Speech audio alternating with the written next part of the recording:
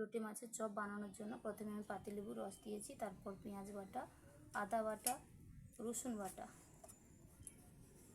বাটা, জিরে আর কাঁচা লঙ্কা বাটা,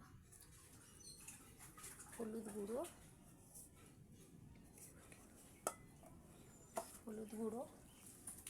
লবণ,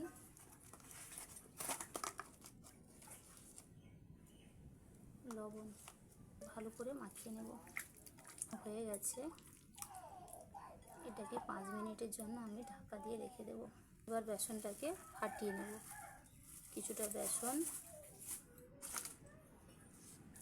তার মধ্যে লবণ,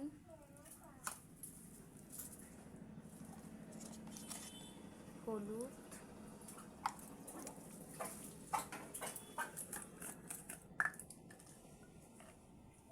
লঙ্কা,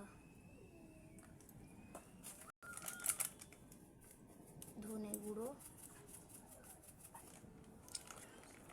গরম মশলা গুঁড়ো। এখন চালু করতে হবে, মাখিয়ে পরিমাণ মতন বেসনটাকে মাখিয়ে নিয়েছি। কড়াইতে তেল গরম করতে দিয়েছি।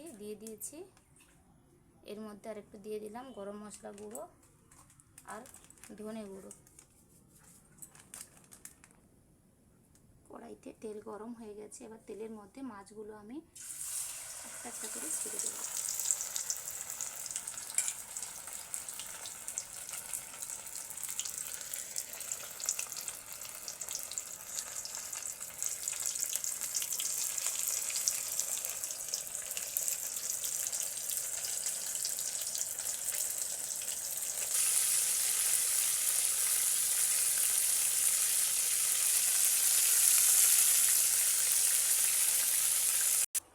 লোটে মাছের চপ রেডি।